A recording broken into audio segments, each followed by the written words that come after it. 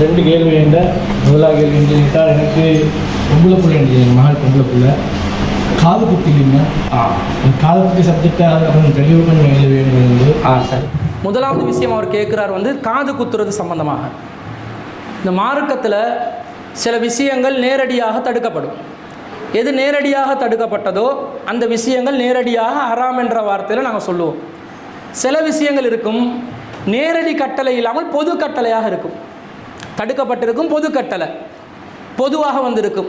இப்போ உதாரணத்துக்கு லா துல்கு ஐதியக்கும் இலத்தஹலுகா, உங்களுடைய கரங்களை நாசத்தின் பால் நீட்டாதீர்கள் என்று குர்ஆன் வசனம் வருது. நாசத்தில் நீட்டக்கூடாதுன்னு வருது. நாசமான காரியத்துக்கு கையை பயன்படுத்தக்கூடாது, அதாவது நாசமான காரியங்களில் ஈடுபடக்கூடாதுன்னு அர்த்தம்.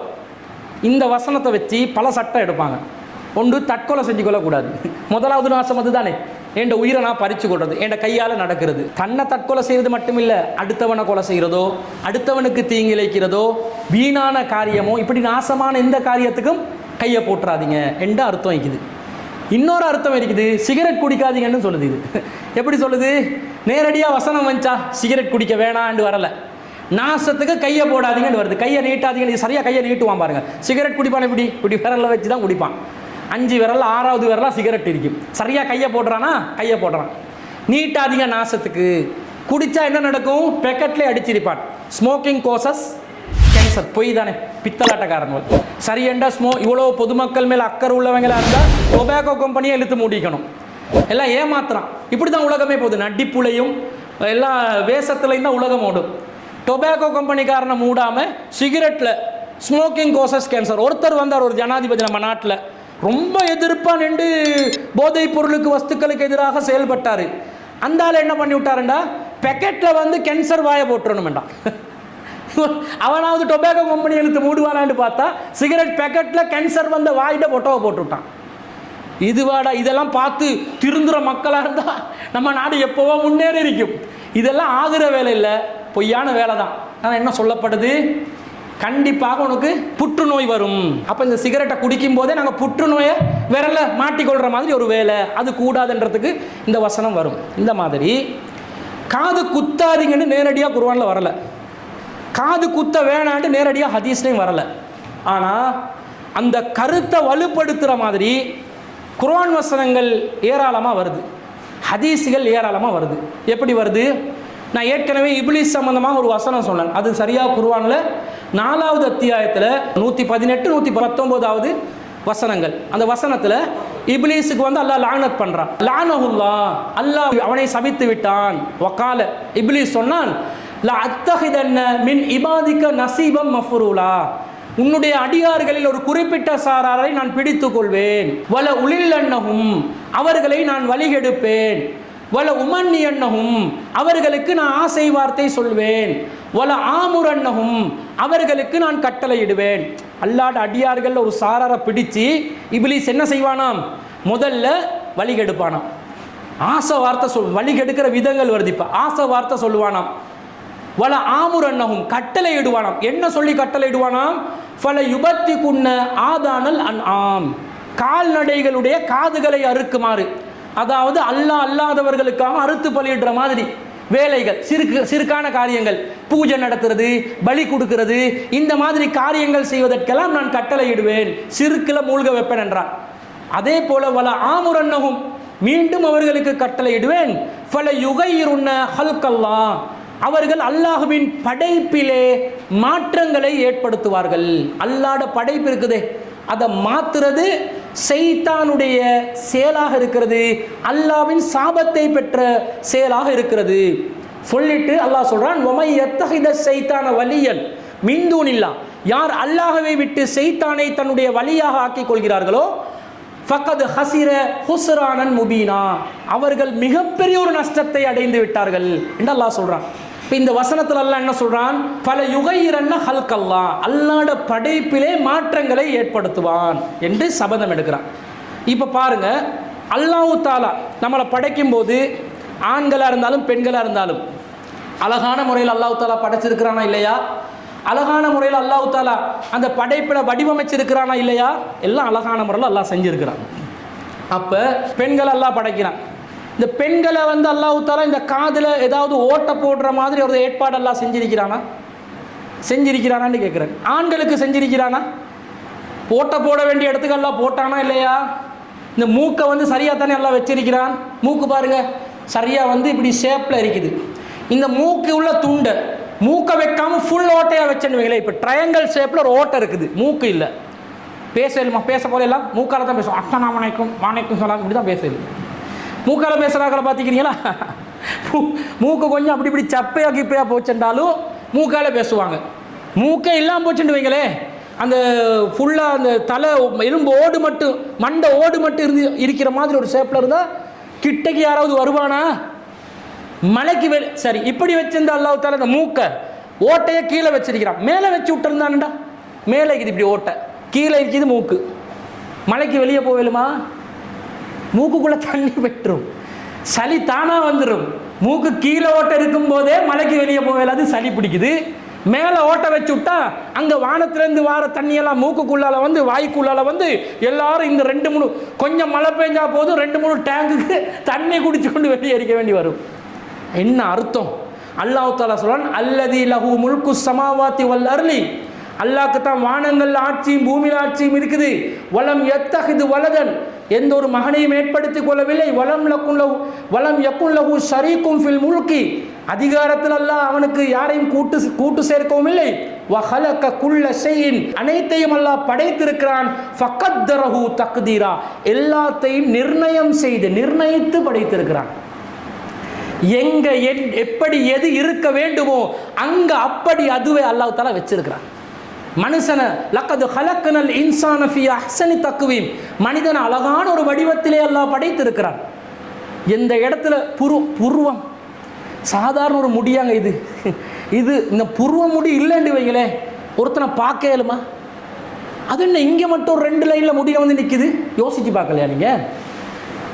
புருவத்தில் முடி, கையில் இருக்கக்கூடிய ரோமங்கள், உடம்புல இருக்கக்கூடிய ரோமம் எல்லாமே அச்சொட்டாக எந்த இடத்துல எப்படி அமையணும் என்றதை அல்லாஹ் நிர்ணயிச்சிருக்கிறான்.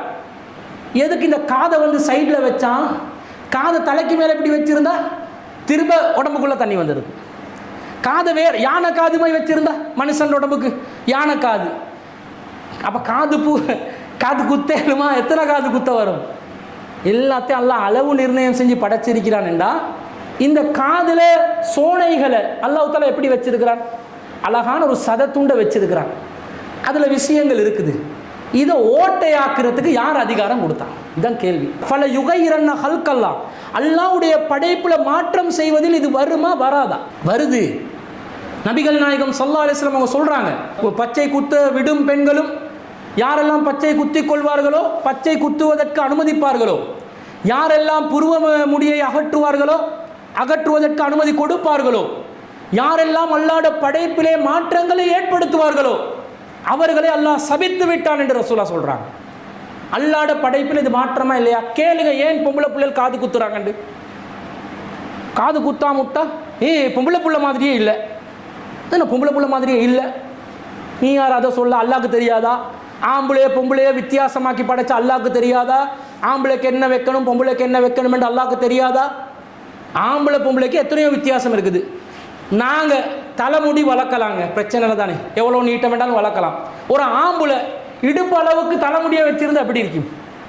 சன் சில்க் ஹேர், அவனை எப்படி நினைப்போம்? இவன் நம்ம இனத்தை சேர்ந்தவன் மாதிரி இல்லையே சொல்லிடுவோமா இல்லையா? ஏன் சொல்லுவோம்?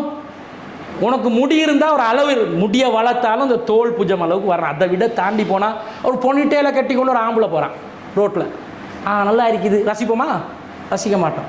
இதே ஒரு பொம்பளை வருது, இந்த மொட்டை அடித்து கொண்டு வந்து நிற்குது.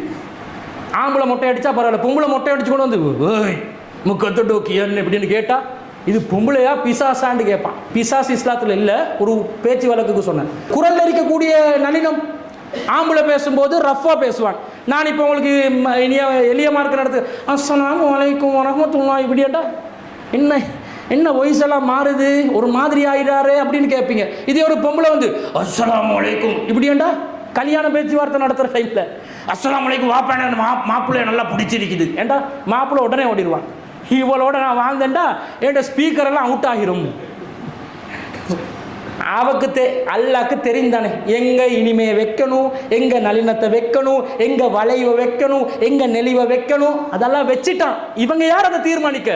மொத்த உலகமும் சேர்ந்து அல்லாட படைப்புல குறை சொல்ற மாதிரி காது குத்தினா தான் பொம்பளை புள்ள, குத்தாட்டித்தான் ஆம்பளை புள்ள. என்ன இது? அப்படி ஒரு விதிமுறை இஸ்லாத்துல இல்ல.